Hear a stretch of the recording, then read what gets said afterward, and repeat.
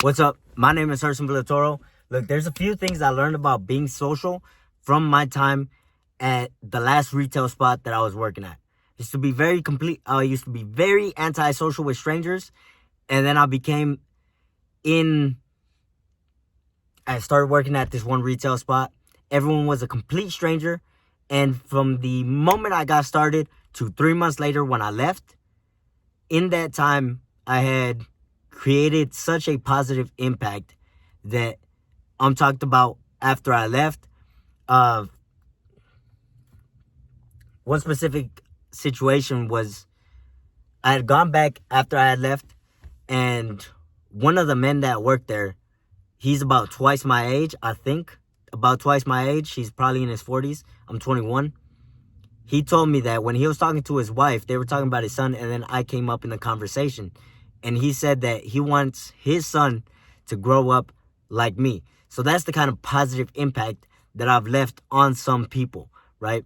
And every single time I come back, it's like not everyone, but the managers are willing to hire me as soon as I tell them I want to come back. And they even ask me every single time I walk back to shop at that retail store. They always ask me, do you want to come back yet? Because I have left that kind of positive impact on these people. One was my work ethic, and two was my ability, my social competence, right? My social skills. I wouldn't exactly call them social skills, but more like the actions I took in social interactions, how I was in social interactions. My social behavior, I must say, more like my social behavior. So, a few things I kept in mind while I was at this place. I'm going to talk about 3 actions I did consistently within every single social interaction that I had while I was at this retail store. But I'm going to talk about 3 things I kept in mind in order to keep me moving forward with these 3 actions. So 3 things I kept in mind and then 3 actions. And yeah, those 3 things I kept in mind helped me to continue those 3 actions, because there are a lot of times I encountered resistance on these 3 actions. But yeah, the 3 things I kept in mind kept me pushing through. So first thing, every social interaction is a sale in which you are selling yourself as the only viable option, right? The way I kept this in mind was I imagined the customer going back home and thinking to themselves, okay, I need to shop for this list of groceries, I'm going to say. This list of groceries or this list of things. And I want them to I imagine themselves thinking to themselves, which store do I want to go to? And I imagine them thinking, the only place I'm willing to go to is this retail spot where Herson works at. Because I love his attitude. I love how hard he works. That why would I go anywhere else except for this place? Why would I go to any other store where every employee is commoditized? Why not go to this one place where this guy goes above and beyond compared to everybody else? This is the only place I should go to. This is the only place for me to go. This is the only place I would go. That's the way I had this idea in mind, in which every moment I talked to a customer, every customer that saw me, every customer I saw, every interaction I had with a customer or with a coworker, that was the kind of impact I intended to have, where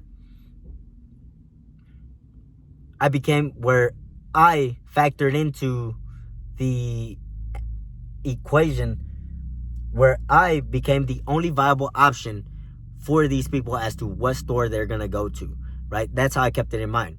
Second thing that kept me moving, that kept me going through with it, was I won't be here forever, but I'll give 100% of myself while I'm here today, right?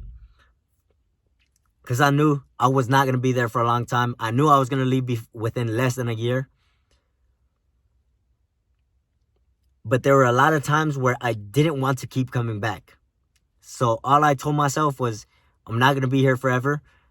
I will give myself 100% of myself while I'm here today. I'll be 100% here today, right? Kept me coming back, kept me taking these actions. Third thing. Well, actually, this third thing is not so much I kept in mind. It was, I'll separate it into how I kept it in mind, because I did keep a portion of this in mind.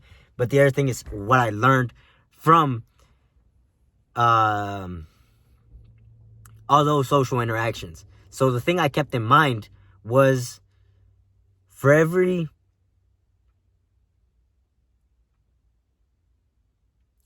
one negative experience, in order to completely eliminate the mental impact that will have on me later, I need to create 10 positive experiences of a similar kind, of a similar nature, in order to prevent the negative mental impact that the one negative experience is going to have on me. There's a lot of experience I've had in my life where it'll be 10 years later, 10 years after the experience, when I'll remember the experience and I'll think, I could have done this better. I could have said something else. I could have not played along. I could have played along more. I could have said more. I could have said less. I could have reacted more, reacted less, whatever it is. There's a lot of events in my life, experiences in my life, in which I'll think about them 10 years later, and I'll remember and I'll think, I could have done that better, right? And I'm sure a lot of people have this experience. It's a fucking meme, right? So one thing I kept in mind was that in order to prevent that negative mental impact that will have on me later, right? So I don't want to be sitting later in bed and thinking about this one negative experience I had, this one negative social interaction I had, simply because I didn't do it right? I don't want to think about it later on. I don't want to fucking ponder on it later on. So the thing I kept in mind was, for every one negative interaction, for every one negative experience, I need to immediately counteract that with 10 positive experiences of a similar nature, right? If I had one negative experience with a customer, if a customer was ignoring me, if a customer got mad at me, annoyed at me, if a customer complained about me, if a customer, whatever it is, if a customer did not like me, I need to immediately find 10 customers that I can create a positive experience with. So that prevented, one, the fear later. Because later, if I let that negative experience sit and simmer, later, I will possibly be sitting in bed, laying down. I'll possibly be laid down in bed, remembering that experience, and then being scared for the next social interaction. So in order to prevent the fear from coming up, the fear always came up, but the fear was a lot less compared to if I wouldn't have gone for the 10 positive social experiences immediately after. So if I would have left the one negative experience sit and simmer, it would have created a negative mental impact on me later on that would affect the rest of my time moving forward, going forward. So after every one negative experience, I've had many negative experiences with customers. I've had many more positive experiences. Negative experiences, customers got mad at me. Customers got annoyed by me, by my relentless attempt at being of service. Customers got annoyed by the fact that I didn't understand what they were looking for because of a language barrier. Whatever it was, I've had many negative experiences with customers, simply for these things that I mentioned and possibly some other ones. After every single one of those negative experiences, I immediately thought to myself, I need to find the next 10 people to create a positive experiences with. And then I chased that. So 3 things I did with every single social interaction, 3 things I kept in mind. I probably did more than just these 3 things, but these are all relatively easy things to do in order to create a positive attitude that will lead into a better social ability, better social competence, and better social skills, right? 1, be positive and enthusiastic with every single person, in every single social interaction.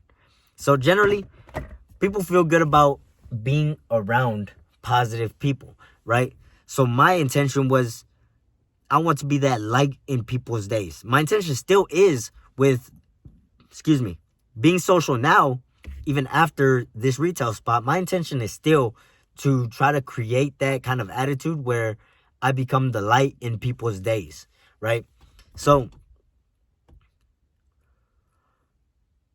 I do that by being positive and enthusiastic with people. It's not often that you'll have a social interaction and someone is just so fucking enthusiastic, one, to see you, two, to talk to you, three, to be around you, that you create that enthusiasm in someone. Usually I'll walk around with a straight face, and then when I see someone, I'll immediately turn on my enthusiasm switch and then be enthusiastic and positive with that person, right? And that's the kind of,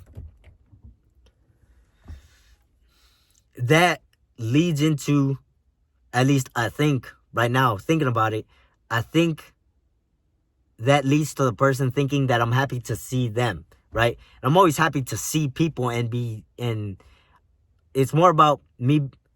When I say I'm happy to see people, a lot of times you're not going to be actually happy to see people, right? Especially strangers, because a lot of times there's no reason to be happy. You don't even know each other. But I want to, start acting happy when I see this person, so that later I can continue to act happy when I see this person, and it just becomes a habit, right? It just becomes a habit to react positively whenever I see a person, right? Some people might think it's ungenuine. I just think it's social skills, right? I don't care about being ungenuine or genuine when it comes to what I do socially. I care about creating a positive social impact on people, right? I don't care about whether it's real or fake, whether my smile is real or fake, whether my enthusiasm is real or fake. I give a fuck about being that light in other people's days. I want to create that light in other people's days. And if I have to fake a smile in order to do it, if I have to fake being enthusiastic in order to do it, I'm going to fake being enthusiastic and I'm going to fake a smile in order to create that potential to be that light in that person's day, right? Being a light in someone else's day is a lot more beneficial than someone knowing that your smile is real. At least that's what I believe. I believe that being the light in someone's day, making someone's day, is a lot better than someone knowing that the smile you gave them was real. It's just, yeah. And to be clear, look, when I say I want to be the light in people's days, like I want to walk into a room and everyone suddenly become happier simply because I walked into a room. When I say that, I'm not telling you to care about other people's opinions, right? It's more about, I'm telling you to worry about your actions and making sure your actions are in such a way where it would be unreasonable for anyone to not think of you in a positive way, right? So it's not so much people's opinions I'm pursuing, it's more the result that comes from the actions, right? So I can control my actions, I can't control other people's opinions, but my actions tend to attract people who think positively about those actions, right? So when I take those actions, it tends to lead to people thinking positively of me, right? But I don't want you to focus on the opinion aspect. I want you to focus on being the social person. I want you to focus on being extroverted, right? That's my entire focus. My focus is not, I want this person to think good of me. My focus is, I want to be that extroverted guy that everyone remembers. I want to be the only extroverted person that people remember. I want to be the person that people remember whenever people think extroverted. I want them to think of me. Whenever people think of social, being social, having social skills, I want them to think of me as if my name is on the dictionary right next to social and right next to extroverted, right? It's not the opinions that you're seeking. It's the being social. It's kind of like this esoterical idea because it's in my mind and I don't know how to, entirely sure how to describe it, but it's like there's a scene and everyone is quiet in that scene. And there's one person, and that person is the viewer of that scene. And I walk by, and I'm the most extroverted that person in that space. And this person, the viewer, remembers me as being an example of extroversion. That's the kind of scene that I have in mind, right? I want people to remember me whenever they think of extroversion, whenever they think of social skills, right? Like I said, I'm not telling you to shoot for people's opinions. I'm telling you to shoot for the actions that lead to those opinions, right? Second, this is more biased towards retail, but it applies in a lot of other areas as well. Second is offer your service to everyone. Now, if you're in retail, this is very easy. You go up to a customer and you ask them, hey, can I help you with anything? Good morning, can I help you with anything? Can I help you find anything? Or is there anything you're looking for that I can help you find? Whatever it is, go out of your way to offer your service, right? And you offer your service to everyone. I don't care if they look like a thief. There's been times where I'll see someone in a store and someone later will tell me this guy's stealing. The only thing I did, simply because of laws and policies, what I did in order to, rather than ignoring them and becoming antisocial and becoming introverted and going into my shell, that's not what I wanted. I didn't want to go into my shell simply because someone was, supposedly stealing, right? So whenever I was told someone was stealing, I would simply go up to them and ask them, hey, can I help you find anything? There's actually been a lot of fucking times where they would leave because I started talking to them. So if you work in retail, that's probably helpful to you. There is risk, of course. There's risk. If you want to take that risk, go ahead. If you don't. But the way I saw it, I didn't want to go into my show. I did not want to give into fear, because that's where it came from. Fear, right? Fear of a thief being more than just a thief, more criminal than just a thief. There's that fear. So I conquered that fear. I attacked that fear by going up and saying and being social, right? I didn't care if they were a thief. I didn't care what they were.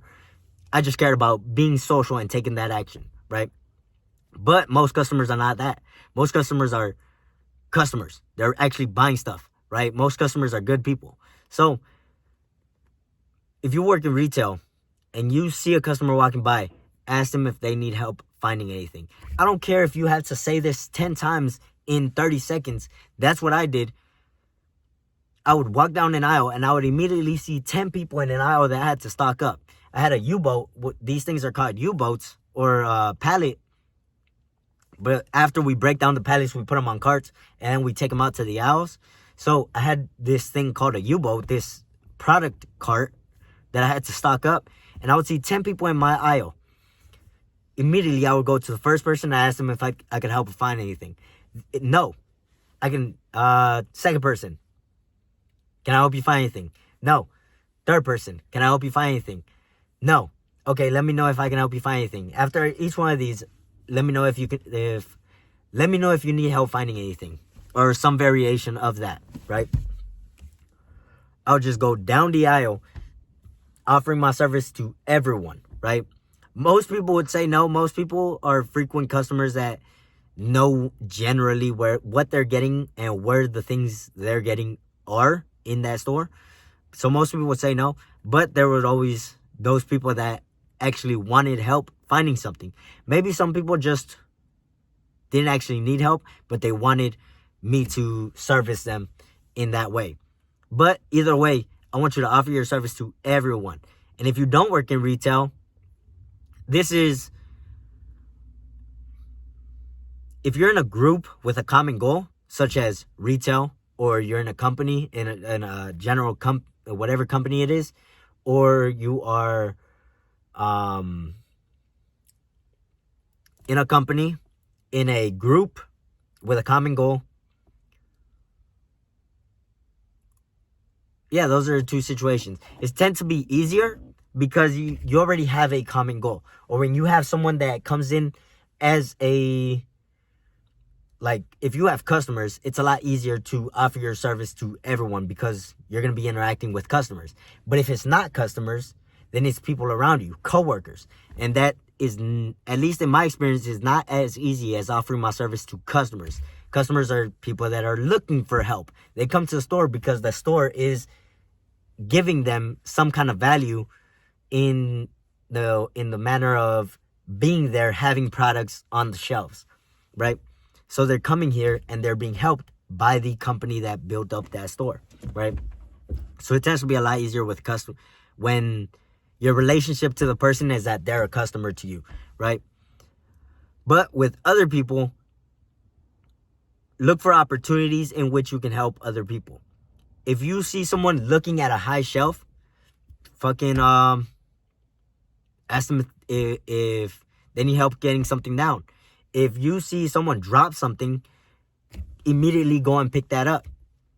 Even if you guys bump heads, it's better to be of service than ignore them, right? At least in my experience, I feel better about myself when I go out of my way and know that I'm going to get rejected, or know that I'm going to get declined, or know that I'm going to be too late or too slow. It's better for me to go forward and take that action than it is for me to ignore it, because I feel a lot better for myself, even if I go for it and I'm too late, too slow, whatever it is, than I do when I ignore it, or I use the excuse of I'm too far, I'm too, whatever it is, but it tends to be I'm too far away if someone drops something.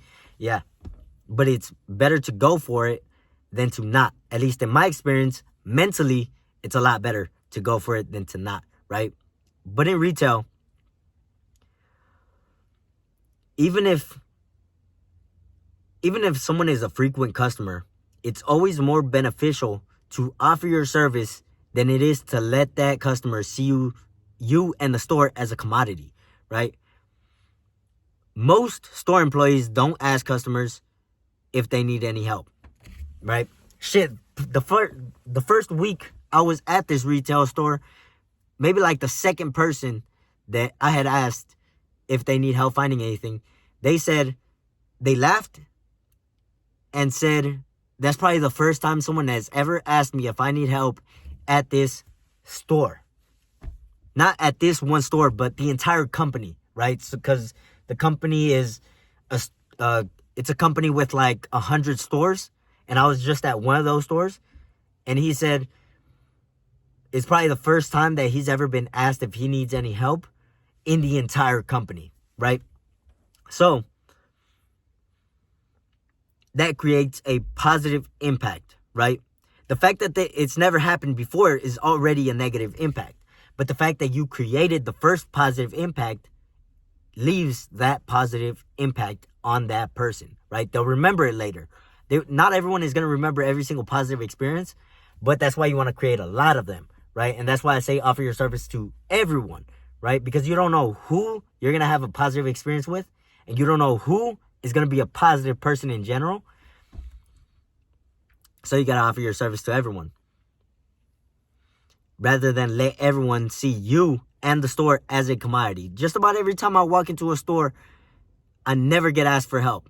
Into a store in which I don't know the people, because there's stores I frequent in which I know like half of the employees at the hours I go to, that it's no longer commoditized in my mind. But whenever I go to a lot of Targets or Walmarts or Ralph's or those tend to be the stores I go to. But whenever I go to any store, most employees are commoditized in my mind. They're just another employee. I never get asked for help if first, right? I always have to be the first to initiate that ask, that request. I never get initiated on. I always have to initiate, right? And when I was at this retail spot, I was the one initiating that with every single customer, right? Every single day I was there, initiated that every single time I was there, with every single customer. I don't care how many times, how often I saw that customer come in, I would always initiate with, hey, can I help you find anything? Good morning, can I help you find anything? Is there anything you're looking for? Right? I used a different tone, of course. But yeah, whenever I walk into a store, it's always commoditized. I don't know people's names. I don't remember experiences. The only thing I remember is when I look at my books later on and I see, oh, I spent $3 on a fucking Bang energy drink at this one store. I don't remember any fucking thing about that store. The only thing I know is the fucking company name. And that's literally all the experiences with that store. And that's a very commoditized experience, right? Where the only value is the product. It's fucking commoditized, right? I could go into any store to buy energy drinks, to buy weigh scales, to buy water bottles, to buy phone cases. I can go to any fucking store. One thing that can make a very big difference is having a positive attitude with customers and then initiating offers of service to those customers. Because every time they walk back into that store, they have, one, a positive experience because of your positive attitude. And then two, they know they're valued because you offered to help them first rather than them having to come and look for you in order to get help, right? Yeah, third one. I'm going to go back to, third one. Use only positive verbal language, right? Remove all negative words from your vocabulary. Things like I can't, I don't know how to, no. These kinds of words close you down immediately, mentally. Especially like it's all mentally. It closes you down immediately and you stop seeking, right? When you force yourself to not use those words, it forces you into search mode. At least that's what I know for myself, is that when I force myself to not say no, or not say we don't have it, or not say I can't, or not say I don't know how to, or not say I don't know where it is, when I force myself to yacht into fucking up my words right now. When I force myself to not say these words or phrases, I immediately go into search mode, searching for, one, a response, and two, a solution for the customer. Because when I remove those words and phrases from my vocabulary, the only responses I can give become solutions. If it's not a solution, I'm not going to use it, right, as a response, right? Even if the solution is maybe the store, maybe our next door neighbor has that product, right? Sometimes I have to use that solution. But the benefit of this is not so much for the customer, right? It's more for oneself, right?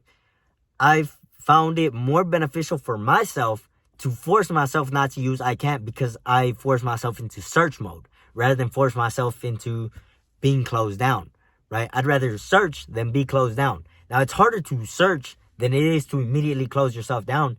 But when you force yourself into search, there's more potential in searching for a solution than there is in quitting on the solution, right? When you use words like no, I can't, I don't know how to, I don't know where it is, we don't have that. These are quitting on solution, right? You admit that there's no solution, and so you quit on the solution, right? But when you force yourself to not use these vocabulary, even if the things are true, even if you don't sell the product, even if my store didn't sell the product, I would still not say we don't have it. That was very far at the end of my list of things to say, right? Very infrequently, I would say we don't have it.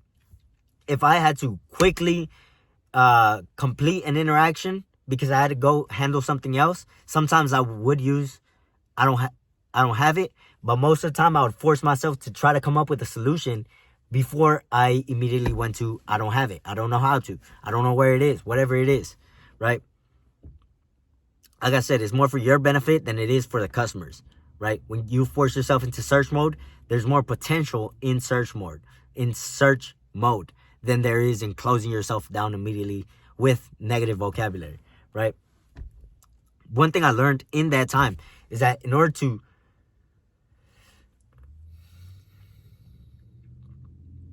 over all those experiences, there's kind of like one thing I learned specifically is in two different ways, is that it's a lot easier to interact with 100 people than it is to interact with 10. But it's also a lot better to go above and beyond with 10 people than it is to be average with 100, right? But every single day I was there, I always strove for 100, right? Using these same numbers, right? You could do 10 above and beyond. You can do 100 average, and you can do 100 total. I always shot for 100 total rather than 10 above and beyond. I never shot for a certain number of above and beyond interactions. I only shot for a total number of interactions. And then whenever I saw the opportunity to go above and beyond, I took that opportunity, and that led to having a whole bunch of experiences with customers that were very positive, right? Very positive interactions with customers, where customers remember me every single time I go back, where customers talk positively of me to the managers at that store, right? When I was a stalker, and then I ended up going onto the manager team, right? The managerial team, because a lot of customers and coworkers were exalting me into that position, right? They were talking positively of me. They were recommending me to move up, right? Because of these interactions, right? It wasn't so much about my ability to do things. It was more about, or my competence in certain areas. It was more just being social, right? There's two kinds of skills. There's technical skills, right? You can become exceptional in a specific thing. Like you can become exceptional in copywriting. You can become exceptional at bookkeeping. You can become exceptional at shooting. You can become exceptional at making clothing. Whatever it is, these are technical things that you can become exceptional in. But you can also become exceptional in transferable skills, right? Things that you can do in just about all areas of life, right? You've got the technical skills, which are specific to one thing. You can, that are specific to a certain area of things, that are restricted to a certain amount of things. And then you've got transferable skills, which you can apply in just about every area. Social skills is part of the transferable skills, because you can apply that just about everywhere. Excuse me. So, okay. Yeah. I think I'm done here. I'll let this video end right now. If you want any extra information, if you have any questions, if you don't feel that my video was descriptive enough, send me a text. I dropped my phone. Send me a text at 573-524-0597. Again, 573-524-0597. Right? Text me at that phone number if you want more information, or you want more advice, or you have any questions, you have any unanswered questions, whatever it is, let me know. Send me a text at that number. That's direct to me. Yeah. I'll see you in the next video.